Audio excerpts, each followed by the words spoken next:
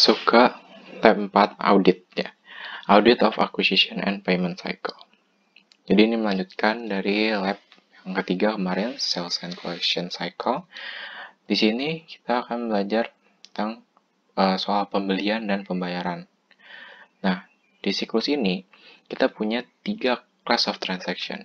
Pertama ada acquisition of goods and services, kedua ada cash disbursement, dan ketiga ada purchase return and allowances, beserta sales discount. Nah, tapi yang akan kita fokuskan di sini itu adalah nomor 1 dan nomor 2. Kenapa nomor 3 ini tidak difokuskan? Karena begini, purchase return allowances beta sales discount itu cenderung dia maunya kecil atau disebut imaterial jika dibandingkan dengan total transaksi dari acquisition of goods and services. Walaupun sebenarnya nanti auditor akan memeriksa hal tersebut juga. Tapi effort dan konsentrasi yang diberikan tidak sebanyak untuk bagian nomor 1 dan nomor 2. Gitu. Nah, untuk kedua class of transaction ini, di dalam setiap class of transaction ini untuk acquisition of goods and services dan cash disbursement, mereka masing-masing punya fungsi bisnis. Fungsi bisnis yang terikat dengan class of transaction ini. Kita lihat, untuk acquisition of goods and services, itu fungsi bisnisnya adalah processing purchase order, receiving goods and services, beserta recognizing the liability. Sementara untuk class of transaction cash disbursement, fungsi bisnisnya adalah cash disbursement itu sendiri. Gitu. Nah, sekarang kita mulai masuk ke fungsi bisnisnya. Fungsi bisnis yang pertama itu adalah processing purchase order. Ya begini, di sini bisa dilihat ada 2 dokumen, purchase requisition dan purchase order. Jadi begini ceritanya. Misalkan perusahaan manufaktur. Perusahaan manufaktur dia kerjaannya produksi barang. Nah, tapi pasti ada dong di divisi produksi ini, divisi manufaktur ini, pasti ada saatnya mereka kekurangan direct material atau kekurangan alat-alat, kekurangan supplies. Nah, berarti mereka harus membeli direct material tersebut. Nah, tapi mereka tidak boleh langsung membeli. Jadi divisi produksi nggak boleh sembarangan membeli barang, gitu. Apa yang harus mereka lakukan biar bisa membeli barang yang mereka inginkan, yang mereka butuhkan? Nah, setiap divisi yang membutuhkan barang, maka mereka harus melakukan request kepada divisi pembelian. Request terhadap barang apa aja yang mereka butuhkan. Nah, gimana caranya mereka mengkomunikasikan barang yang mereka butuhkan itu kepada divisi pembelian? Mereka buat satu dokumen namanya purchase requisition.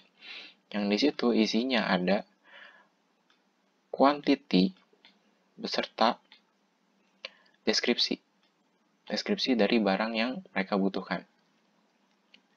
Nah, setelah si purchase requisition-nya itu sampai di divisi pembelian, maka si divisi pembelian akan melakukan proses autorisasi atau proses perizinan.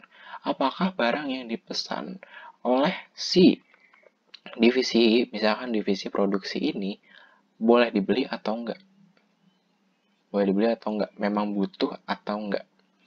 Nah, ketika si divisi pembelian melihat bahwa memang si barang yang mau dipesan ini memang dibutuhkan dari si purchase requisition ini, maka si divisi pembelian akan mengizinkan pembelian tersebut dan si divisi pembelian akan siap-siap untuk membeli barang tersebut ke vendor. Nah, bagaimana caranya si divisi pembelian memesan barang ke si vendor? Dia akan mengirimkan suatu dokumen disebut purchase order. Atau untuk di lab sebelumnya itu disebut customer order. Tapi di sini hanya beda viewpoint. Kalau yang kemarin si dokumennya itu untuk pemesanan disebut customer order, karena itu adalah pesanan dari customer, maka itu disebut customer order ya gitu oleh para penjual. Tapi kalau di sini disebut purchase order karena ini adalah pesanan pembelian, karena kita mau membeli suatu barang. Nah, di purchase order ini isinya adalah akumulasi informasi ini, si P sama si Q dari si purchase requisition. Jadi barangnya apa aja yang mau dibeli, kuantitasnya berapa, deskripsinya berapa, kondisi yang seperti apa yang mau kita beli. Seperti itu. Nanti si vendor bakal memproses si pesanan kita itu seperti yang dilakukan di lab sebelumnya. Ntar ada otorisasi, ada credit granting dan pengiriman kayak gitu. Nah, ketika si perusahaan si penjual, si vendornya itu sudah mengirimkan barang, harusnya si barangnya sampai ke gudang kita, ke perusahaan kita. Nah, ketika si barangnya sampai, ada satu divisi yang memang tugasnya untuk menerima barang tersebut. Kenapa ada divisi yang kerjanya cuma menerima barang? Itu urusan nanti dibahas di internal control, di segregation of duty. Karena memang penting untuk memisahkan antara yang menerima dan menyimpan barang seperti itu. Nah, divisi yang bagian menerima barang ini, dia tuh punya tugas. Pertama, dia harus memeriksa apakah barang yang dipesan, barang yang sampai ke gudang ini, dia itu segala macam kondisi, kuantitas, segala macam, itu sudah sesuai dengan apa yang kita pesan di purchase order. Ya, apakah barang yang kita terima sesuai dengan purchase order dari segi quantity, dari segi kondisinya, seperti itu. Nah, tanggung jawab kedua, setelah dia memeriksa barang yang diterima itu, dia harus melakukan pencatatan. Dia harus mencatat barang-barang apa aja yang diterima, kondisinya segala macam. Nah, pencatatannya itu menghasilkan suatu dokumen yang disebut sebagai receiving report. Nah, receiving report ini isinya adalah si quantity si barangnya, kondisi dari barangnya, kondisi dari barangnya, terus siapa yang penerimanya, beserta satu lagi kapan si barang itu diterima, seperti itu. Nah, nanti si receiving report ini akan dikirimkan ke beberapa divisi. Pertama itu untuk dikirimkan ke divisi warehousing yang bagian menyimpan barang, karena itu untuk membantu record mereka. Misalkan mereka nanti akan melakukan stock of name, kayak gitu. Satunya lagi akan dikirimkan ke divisi akuntansi untuk kepentingan pencatatan. Nah, di sini kita lihat ada tulisan account. Berarti di tahap ini, di tahap ketika kita menerima barang yang kita pesan, maka di saat itu kita memiliki kewajiban untuk mencatat si transaksi tersebut, mencatat aset si goods-nya beserta cash atau account payable-nya. Ya gitu. Ini akan dibahas di fungsi bisnis selanjutnya yang disebut sebagai recognizing the liabilities. Jadi, ketika tadi kita menerima barang, beserta dengan barang tersebut sampai, ada dokumen-dokumen yang juga sampai. Berarti satu, ada shipping dokumen, misalkan bill of lading-nya. Kedua, ada dokumen ini, vendor's invoice, atau di lab sebelumnya disebut sales invoice, yang dia tuh isinya ada price, ada quantity, ada jumlah discount, ada juga total amount-nya berapa dari si transaksi pembelian ini, ya gitu. Nah, selanjutnya, dokumen selanjutnya itu adalah debit memo.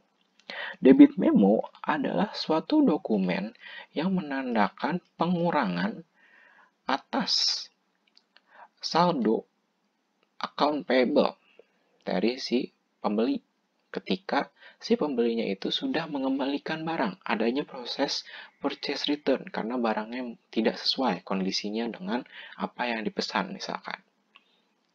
Nah, dokumen ini merupakan bukti bahwa account payable dari si pembeli itu sudah dikurangi. Gitu. Sebenarnya, debit memo ini merupakan satu dokumen yang sama dengan apa yang kita pelajari di lab sebelumnya, yang disebut sebagai credit memo.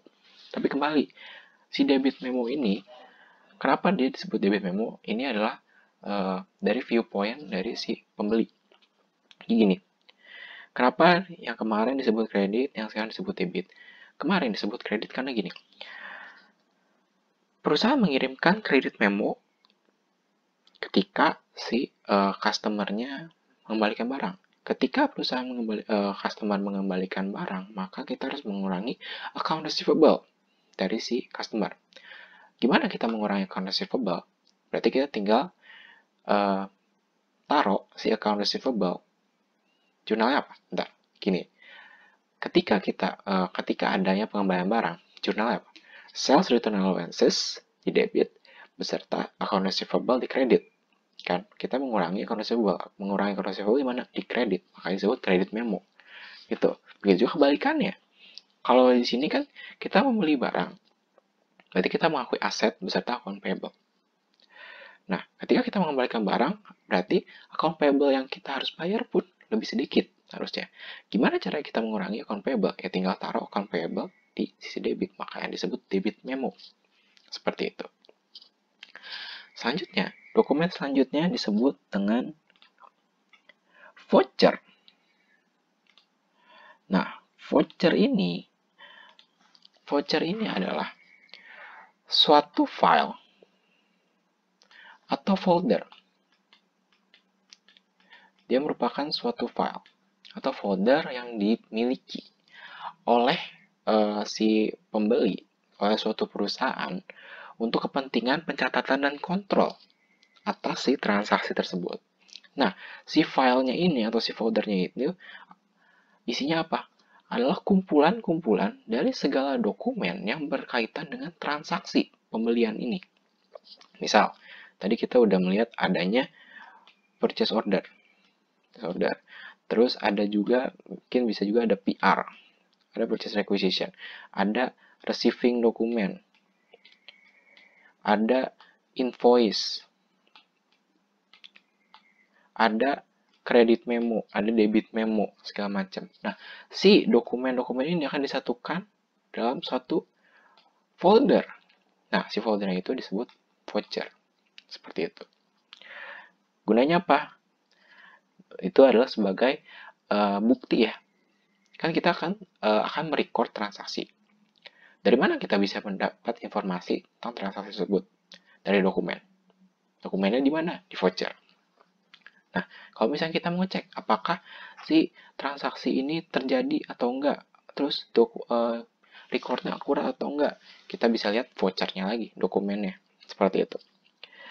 Nah, selanjutnya, dokumen selanjutnya itu ada disebut vendor statement.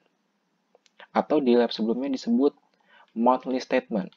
Atau statement yang dikirimkan oleh si penjual untuk memberitahukan si pembeli mengenai status dari si status utang dari si pembeli. Nah, di lab sebelumnya kan udah dibahas bahwa si vendor statement atau di lab sebelumnya disebut monthly statement ini, dia itu merupakan status dari account payable. Kalau misalkan dari sisi penjual dia account receivable. Tapi urusannya adalah utang. Jadi status utang.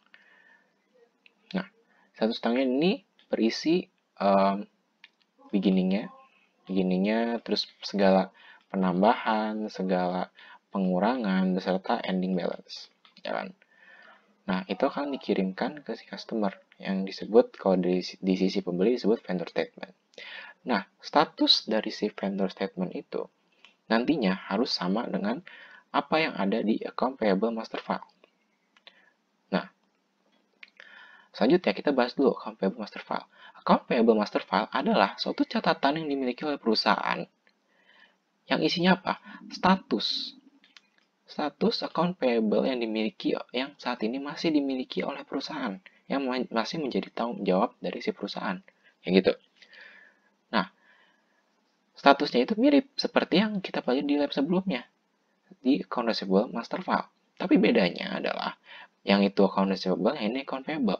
Yang waktu itu adalah isinya adalah section untuk setiap customer, misal customer A, customer B, customer C.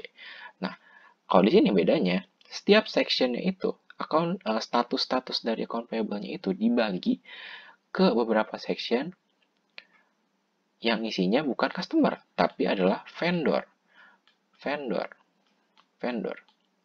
Jadi kita misalnya punya utang untuk vendor A. Di sini berarti kita punya beginning-nya berapa, penambahannya berapa, pengurangan berapa, ending balance-nya berapa, kayak gitu. Nah, seharusnya section misalkan untuk yang customer A di account payable master file harus sama dengan apa yang nanti dikirimkan dari si vendor dalam bentuk vendor statement itu. Harusnya. Karena di lab sebelumnya kita belajar kan, kenapa perusahaan itu mengirimkan monthly statement? Karena sebagai bentuk internal control dalam bentuk rekonsiliasi, apakah jumlahnya sama atau tidak, kayak gitu. Nah, untuk akunnya masih sama. Oh iya, sebelumnya di sini ada acquisition journal, pencatatan atas si transaksi tersebut. Sebenarnya ada satu dokumen lagi yang disebut sales transaction acquisition transaction file yang menjadi basis info yang akan ditaruh di acquisition journal. Dia sistemnya sama seperti sales transaction file. Cuma bedanya di sales transaction file, dia itu ada salesperson, ada komisi untuk salesperson. Di sini bedanya adalah di sini adalah siapa yang mengautorisasi pembelian tersebut, dan lebih ke arah ke siapa yang mengautorisasi pembelian tersebut, kayak gitu, untuk tanggal berapa dan segala macam. Nah, selanjutnya untuk akunnya masih sama, karena kita baru masih urusannya mengakui si aset dan liability, mengakui si aset dan piutang, adalah utangnya, gitu. Selanjutnya kita masuk ke bagian cash disbursement. Kita udah masuk ke bagian pembayaran. Nah, di sini dokumen-dokumennya ada apa aja? Ada cek, adalah sebagai alat pembayaran, ya, alat pembayaran untuk ke si vendor. Selanjutnya ada cash disbursement transaction file.